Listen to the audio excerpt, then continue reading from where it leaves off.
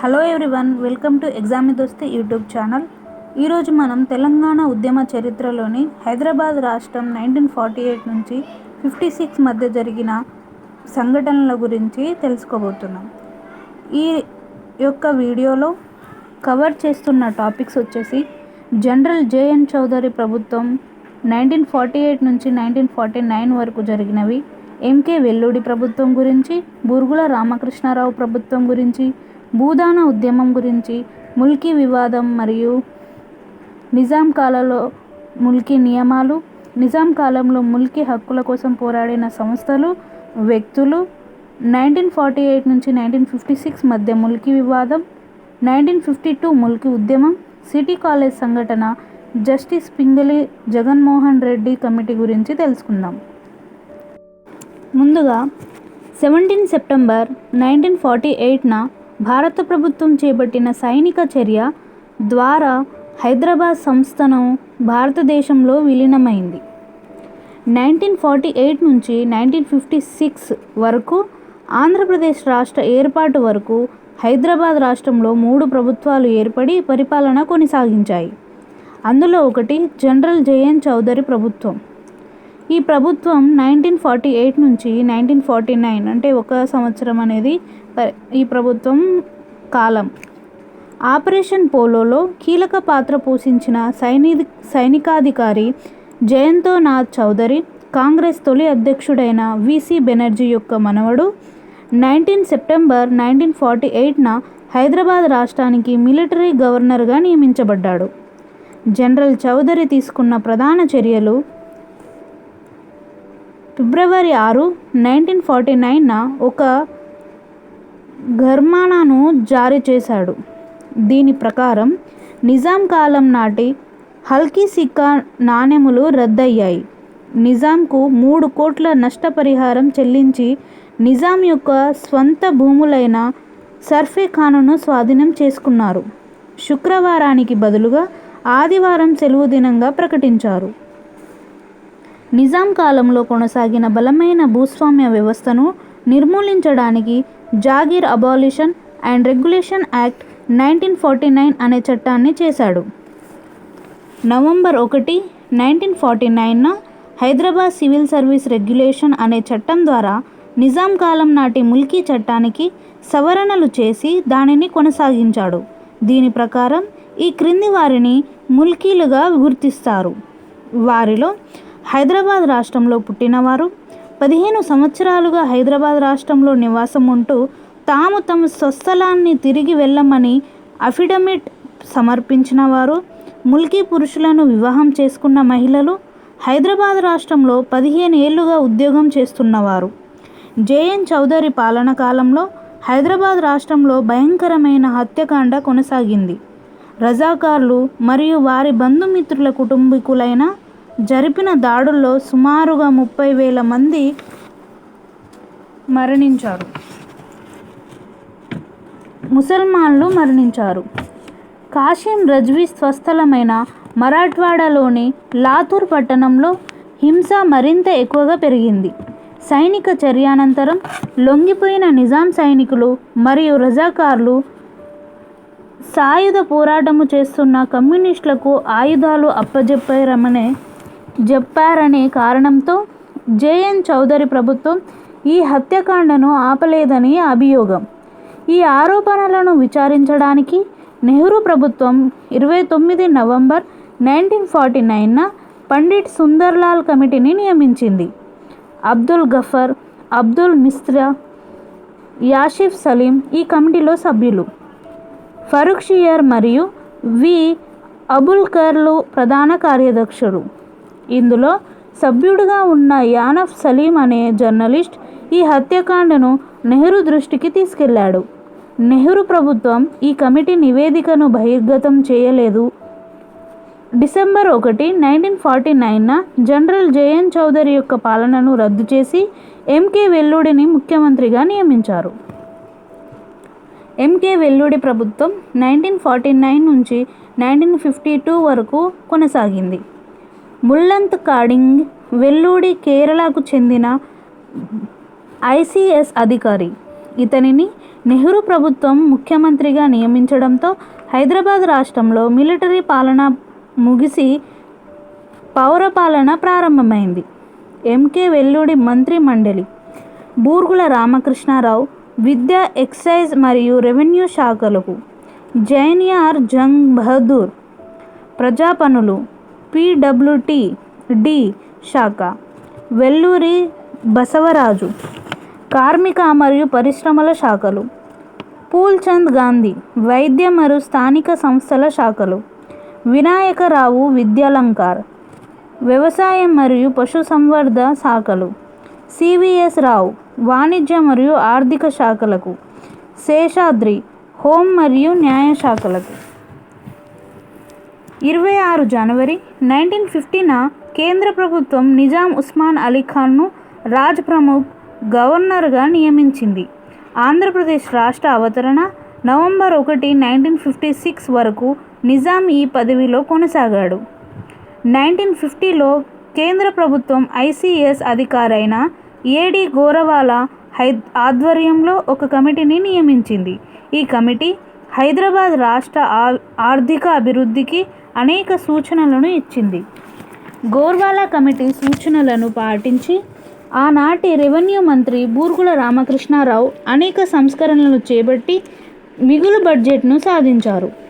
1950లో MK వెల్లుడి భూ సంస్కరణలో భాగంగా Hyderabad tenancy and agriculture land యాక్ట్స్ను తీసుకొచ్చారు. 1954లో హైదరాబాద్ రాష్ట్ర ముఖ్యమంత్రి బూర్గుల రామకృష్ణారావు దీనికి సవరణలు చేపట్టారు. 26 జనవరి 1950న అమల్లోకి వచ్చిన భారత రాజ్యాంగంలో హైదరాబాద్ రాష్ట్రాన్ని B కేటగిరీ రాష్ట్రంగా గుర్తించారు. పూర్వపు బ్రిటిష్ రాష్ట్రాలైన మద్రాసు, బొంబాయి మొదలైన 9 రాష్ట్రాలను పార్ట్ Aలో ఉంచారు. 8 ప్రధాన సంస్థానాలను పార్ట్ B రాష్ట్రాలుగా గుర్తించారు. అందులో హైదరాబాద్, జమ్మూ అండ్ కాశ్మీర్ మొదలైనవి ఉన్నాయి. పార్ట్ Cలో అజ్మీర్, భోపాల్ లాంటి సంస్థానాలతో పాటు కమిషనర్స్ను, ప్రొవిన్షియల్స్ను ఉంచారు. చివరగా అండమాన్ అండ్ నికోబార్ దీవులను పార్ట్ Dలో ఉంచారు.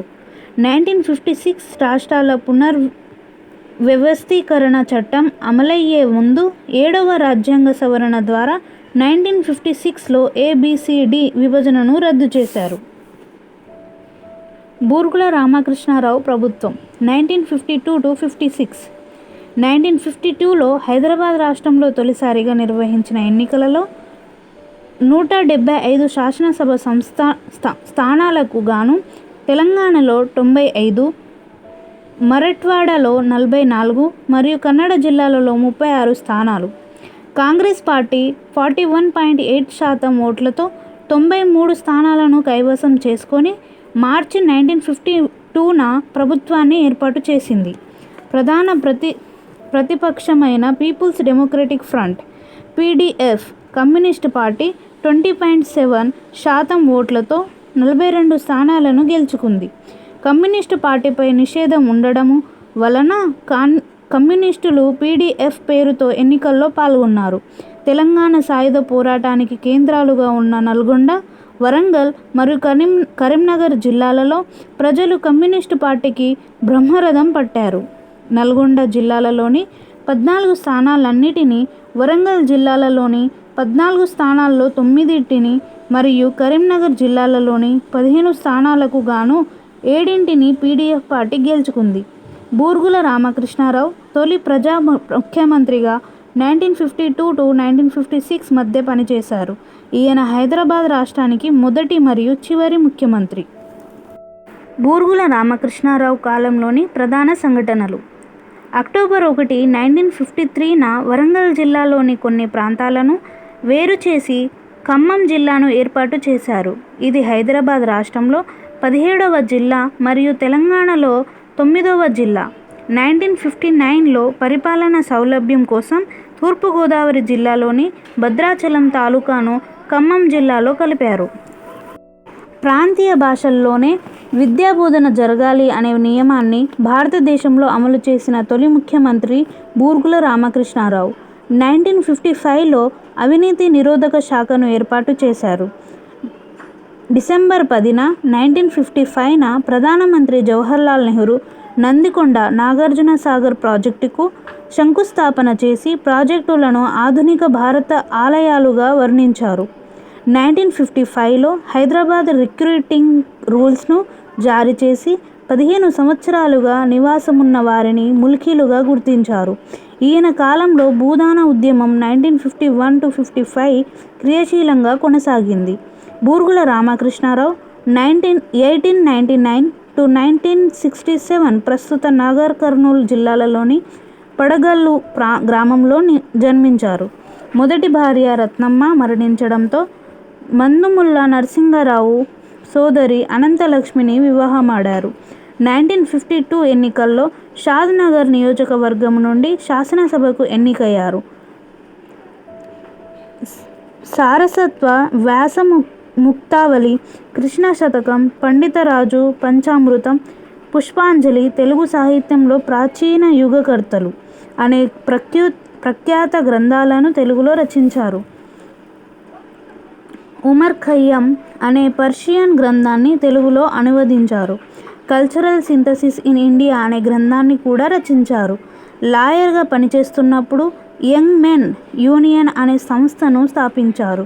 ఆంధ్రప్రదేశ్ రాష్ట్రం ఏర్పడిన తర్వాత ఈయన కేరళకు తొలి గవర్నర్గా 1956-1960, ఉత్తరప్రదేశ్కు గవర్నర్గా 1962-62 మరియు రాజ్యసభ సభ్యులుగా 1962-66 పనిచేశారు. భూదాన ఉద్యమం మహారాష్ట్రకు చెందిన ప్రముఖ గాంధేయవాది వినాయక్ నరహరి భావే, వినోబా భావే దేశవ్యాప్తంగా భూదాన ఉద్యమాన్ని చేపట్టారు.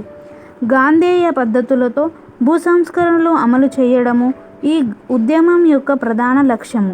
గ్రామాలకు పాదయాత్రలు చేపట్టి భూస్వాములను ఒప్పించి వారి భూమిలో 1/6వ వంతును దానంగా పొంది వాటిని పేదలకు పంచడం భూదాన ఉద్యమంలోని ప్రధాన కార్యక్రమం.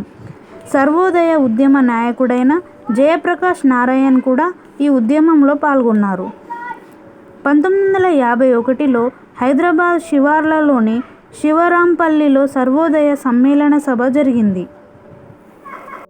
వార్ధాలోని గాంధీజీ ఆశ్రమంను సేవాగ్రామ్ నుండి పాదయాత్ర ద్వారా చేరుకున్న వినోబా భావే ఈ సమ్మేళనానికి అధ్యక్షత వహించారు.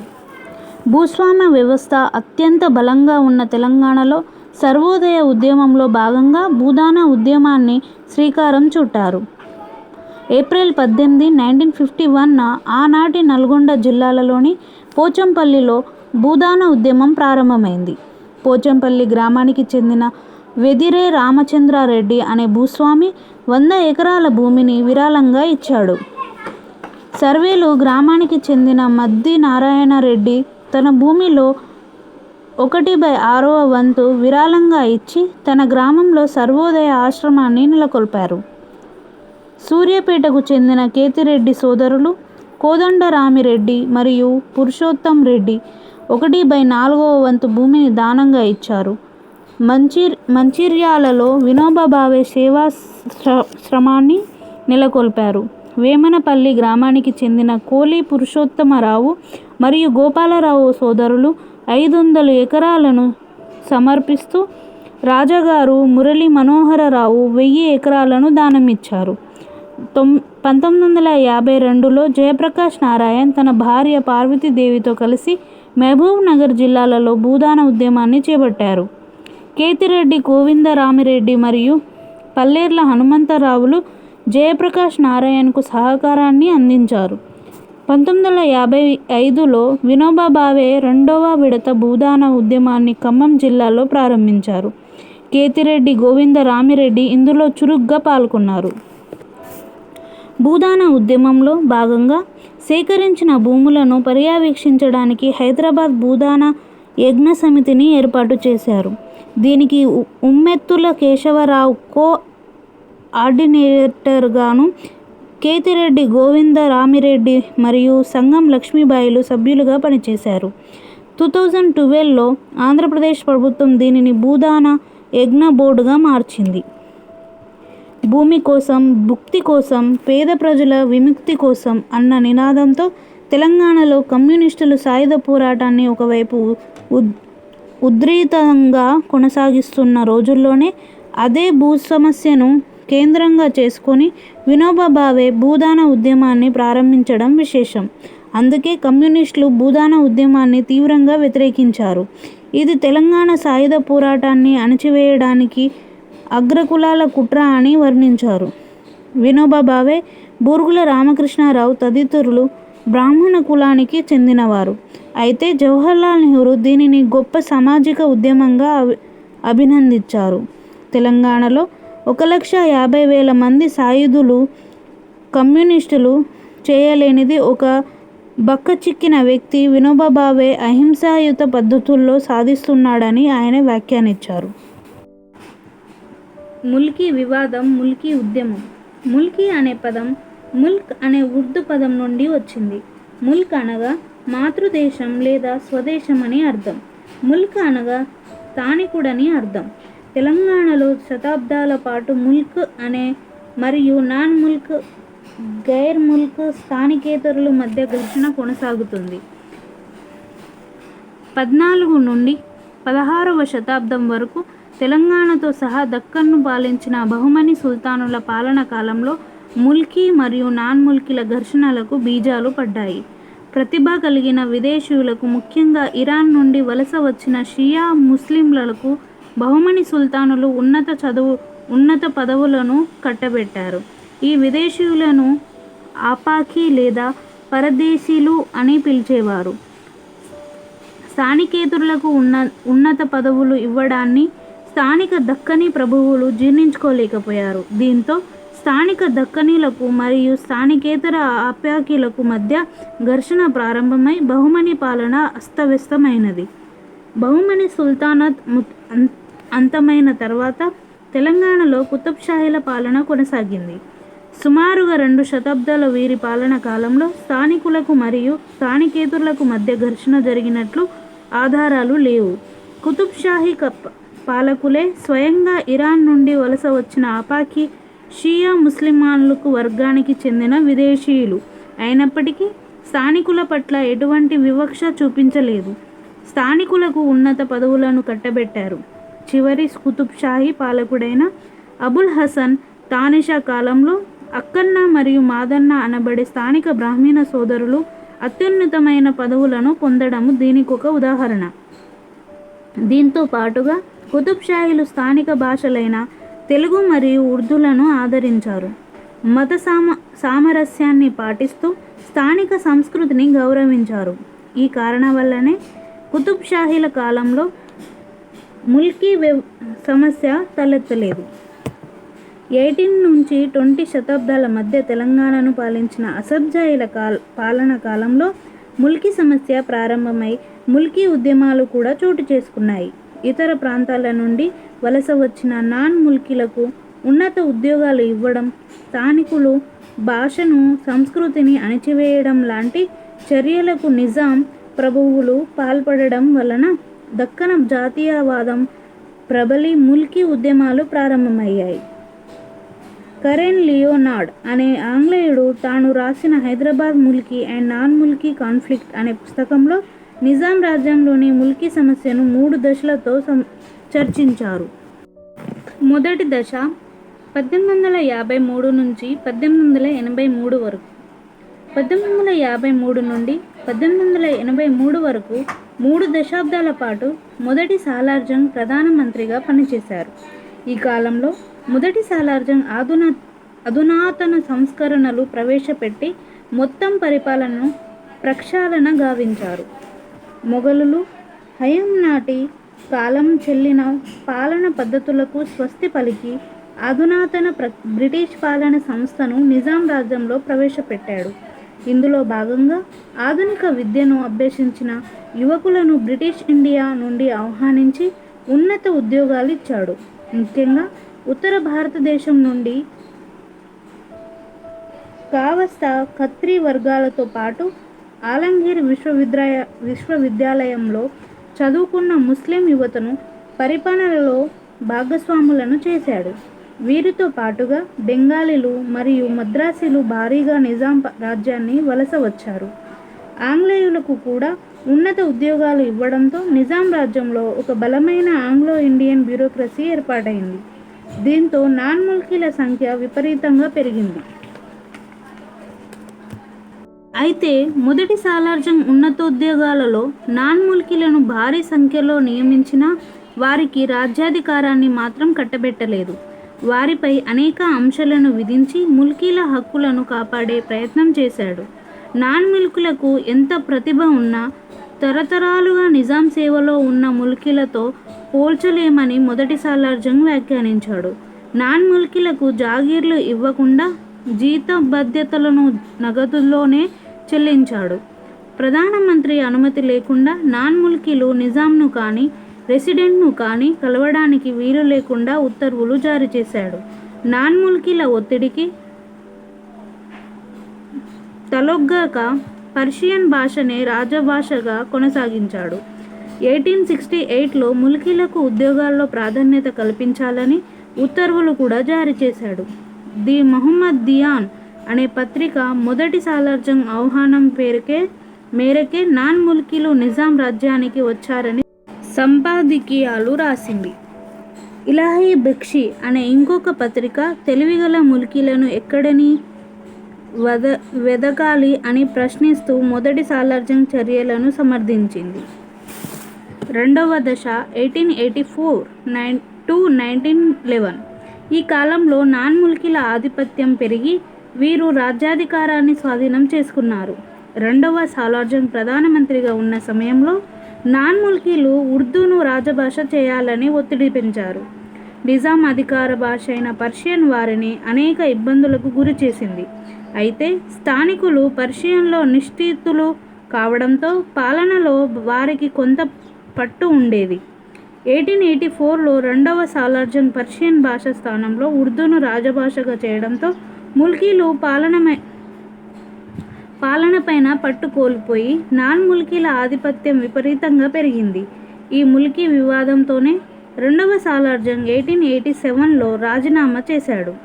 ఆనాటి గణాంకాలను పరిశీలిస్తే నాన్ ముల్కీల ఆధిపత్యం స్పష్టంగా కనిపిస్తుంది. 1886లోను గణాంకాల ప్రకారం ముల్కీ ఉద్యోగులు 52% ఉండగా వారి జీతభత్యాలు 42% మాత్రమే. అదేవిధంగా నాన్ ముల్కీలు 48% కాగా వారి జీతభత్యాలు మాత్రం 58%గా ఉండేవి. దీనిని బట్టి అధిక జీతాలున్న ఉన్నత ఉద్యోగాలన్నీ నాన్ ముల్కీలు అనుభవించారని తెలుస్తుంది. 1894 గణాంకాలను పరిశీలిస్తే నిజాం పాలనలో ఉన్న 680 సివిల్ సర్వెంట్లలో స్థానికులు నామమాత్రంగానే కనిపిస్తారు. వీరిలో 63 మంది మాత్రమే హిందువులు కాగా అందులో 20 మంది మాత్రమే ముల్కీ హిందువులు కావడం ఆనాటి హిందువులు మరియు స్థానికుల పట్ల కొనసాగిన వివక్షతను తెలియజేస్తుంది. 6వ నిజాం మీర్ మహబూబ్ అలీ ఖాన్ పాలన కాలంలో ముల్కీ ఉద్యమం ప్రారంభమైంది. స్థానికులకే ఉద్యోగాలు ఇవ్వాలనే దక్కన్ జాతీయవాదం ఆరంభమైంది. దీంతో 1888లో నిజాం ఒక గెజిట్ ద్వారా ముల్కీలకు ఉద్యోగాల్లో ప్రాధాన్యత కల్పించాలని ఉత్తర్వులు జారీ చేశాడు. ఈ గెజిట్లోనే తొలిసారిగా ముల్కీ అనే పదాన్ని ఉపయోగించారు. 12 సంవత్సరాలుగా నివాసమున్న అర్హులైన ముల్కీలకు మాత్రమే ఉద్యోగాలు ఇవ్వాలని ఆదేశాలిచ్చారు. ప్రధానమంత్రి ప్రత్యేక అనుమతితో మాత్రమే నాన్ ముల్కీలకు ఉద్యోగాలు ఇవ్వాలన్న ఈ గెజిట్లో స్పష్టం చేశారు. మూడవ దశ 1911 నుంచి 1948 వరకు. చివరి నిజాం ఉస్మాన్ అలీ ఖాన్ పాలన కాలాన్ని ముల్కీ ఉద్యమంలో మూడవ దశగా పరిగణించారు. ఈ కాలంలో ముల్కీ ఉద్యమం బలంగా కొనసాగింది. 1901లో మహారాజ్ కిసాన్ పరిషద్ను దివాన్ ప్రధానమంత్రిగా నియమించడంతో ముల్కీ ఉద్యమం ఊపందుకుంది. కిసాన్ పర్షియన్ ప్రధానమంత్రిగా నియమించబడిన తొలి ముల్కీ హిందువు. ముల్కీల హక్కుల కోసం పోరాడి ముల్కీ ఉద్యమ పితామహుడుగా గుర్తింపు పొందాడు. ఇతను ముల్కీ హక్కుల కోసం రాసిన ఉర్దూ కవితలు రయ్యత్ పత్రికలో ప్రాచురింపబడ్డాయి. 1919లో నిజాం ఉస్మాన్ అలీ ఖాన్ ముల్కీ చట్టాన్ని చేశారు. దీని ప్రకారం ఉద్యోగాలన్నీ స్థానిక ముల్కీలకే ఇవ్వాలి. ఈ చట్టం ప్రకారం ముల్కీ అంటే స్థానికులకు జన్మించిన వారు. హైదరాబాద్ రాజ్యంలో 15 ఏళ్లుగా నివాసం ఉంటూ తాము తిరిగి తమ ప్రాంతాలకు వెళ్ళమని లిఖితపూర్వకంగా వాగ్మూలం చేసిన వారు. ముల్కీలను వివాహం చేసుకున్న మహిళలు. నిజాం ప్రభుత్వంలో 15 ఏళ్లుగా ఉద్యోగం చేస్తున్న వారు మరియు వారి కుటుంబ సభ్యులు. ఈ చట్టం ప్రకారం ముల్కీ సర్టిఫికేట్లు జారీ చేసే అధికారాలు తాలూక్దార్లకు అంటే కలెక్టర్లకు ఇవ్వబడ్డాయి. 1933లో నిజాం ఇంకొక ఫర్మానాను జారీ చేసి ముల్కీ నియమాలను ఖచ్చితంగా అమలు చేయాలని ఆదేశాలు జారీ చేశారు. ముల్కీ హక్కుల కోసం పోరాడిన సంస్థలు, వ్యక్తులు. 1920 తర్వాత ముల్కీల హక్కుల పరిరక్షణ కోసం అనేక సంస్థలు స్థాపించబడ్డాయి. అందులో ముఖ్యమైనవి ఈ క్రింద ఇవ్వబడినవి. Osmania university graduates association 1920. 1917 to 1919 మధ్య స్థాపించబడిన ఉస్మానియా విశ్వవిద్యాలయం ముల్కీ ఉద్యమాలకు కేంద్ర బిందువుగా మారింది. ఇందులోని విద్యార్థులు 1920లో ఈ అసోసియేషన్ను స్థాపించి ముల్కీల హక్కుల కోసం పోరాడారు.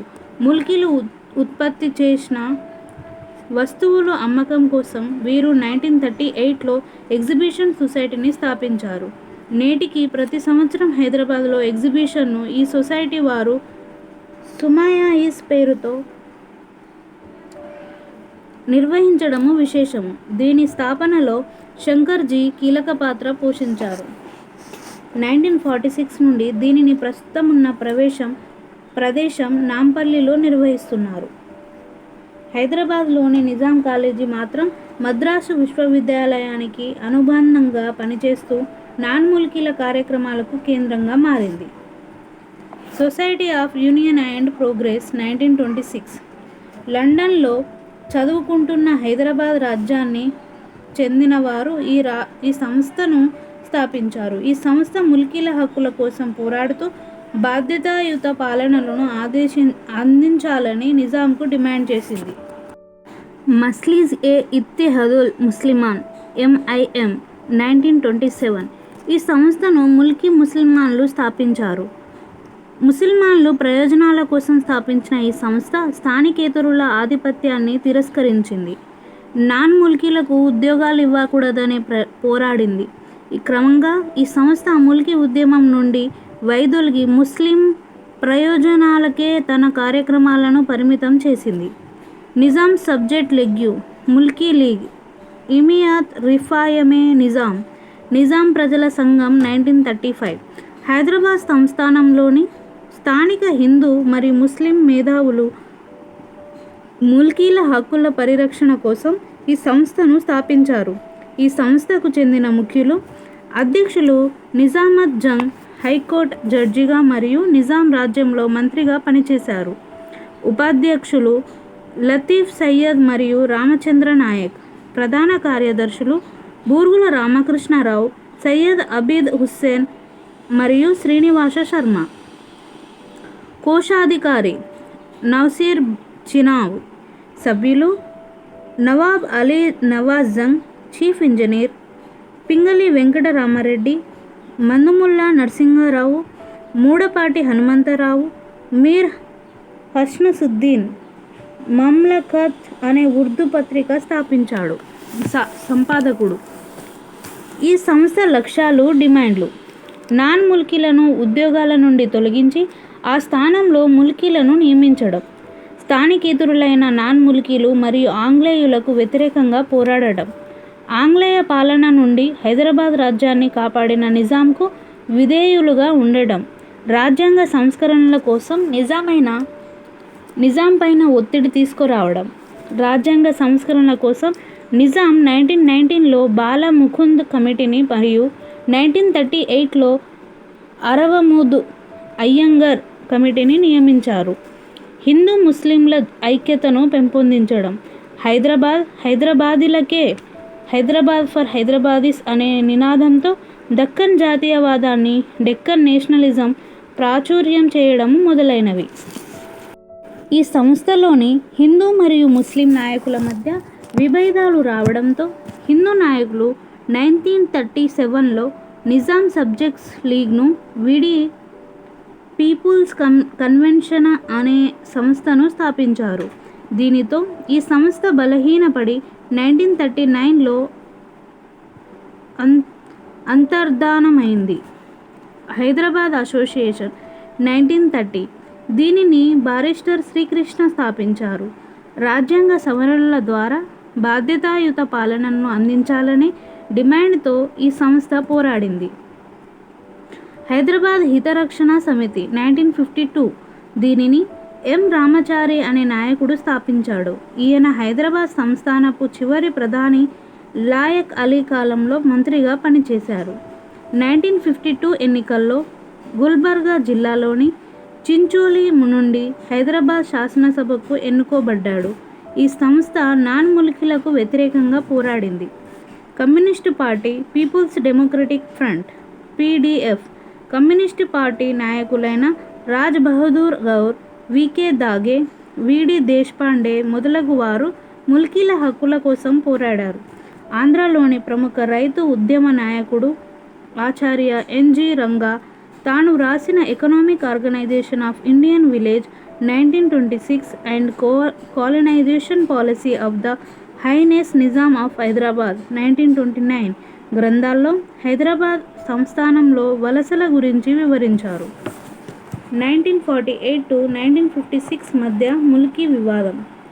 నిజాం పాలన అంతమై 1948లో హైదరాబాద్ సంస్థానము భారతదేశంలో విలీనమైన తర్వాత జనరల్ జేఎన్ చౌదరి మిలిటరీ గవర్నర్గా నియమించబడ్డాడు.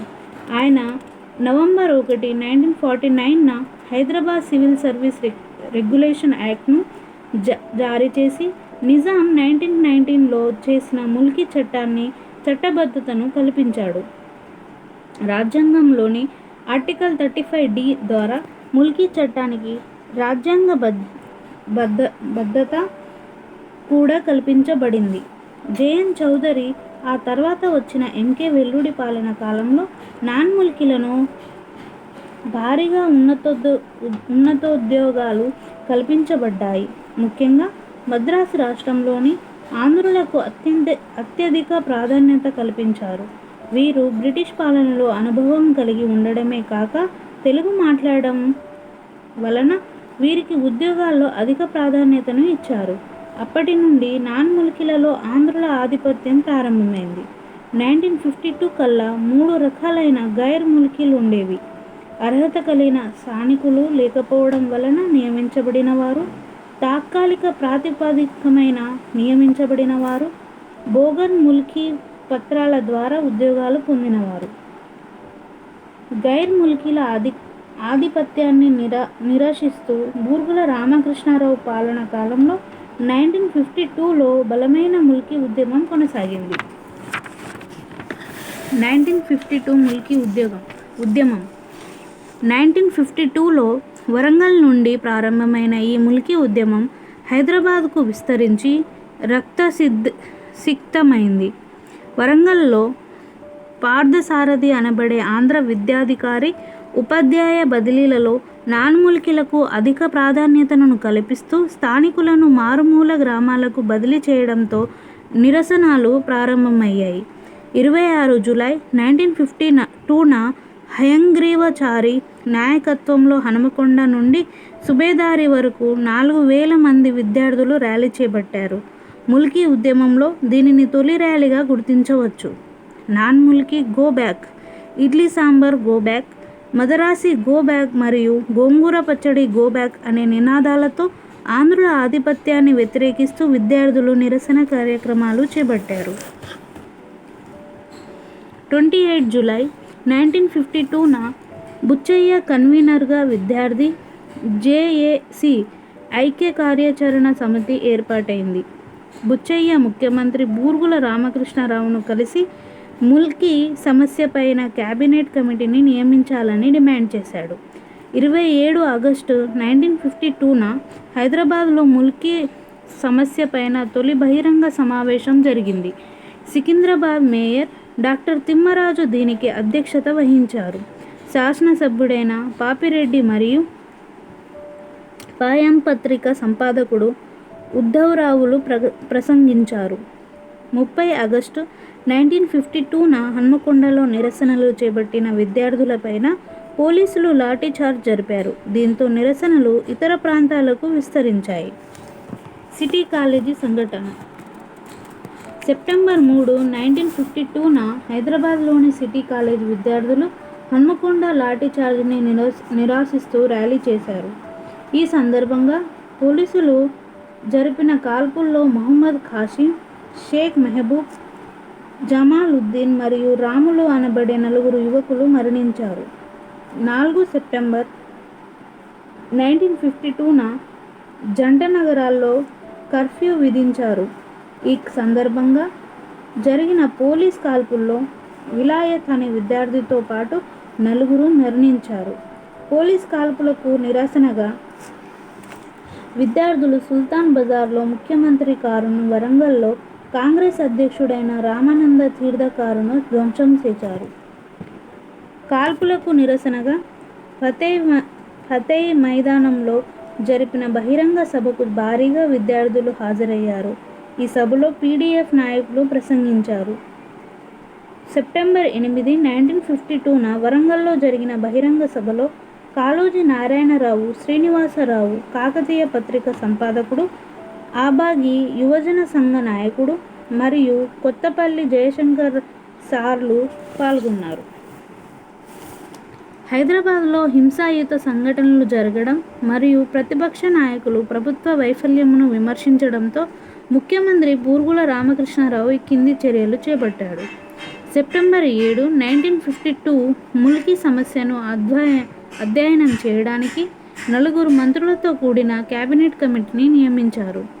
ఇందులో కెవి రంగారెడ్డి, జిఎస్ మల్కోటే, ఫూల్చంద్ గాంధీ మరియు మొహదీ నవాబ్ జంగ్ సభ్యులు. సెప్టెంబర్ 9, 1952న సిటీ కాలేజ్ విద్యార్థులపైన జరిగిన పోలీస్ కాల్పులను విచారించడానికి జస్టిస్ పింగళి జగన్మోహన్ రెడ్డి కమిటీని నియమించారు. Justice Pingali Jaganmohan Reddy committee.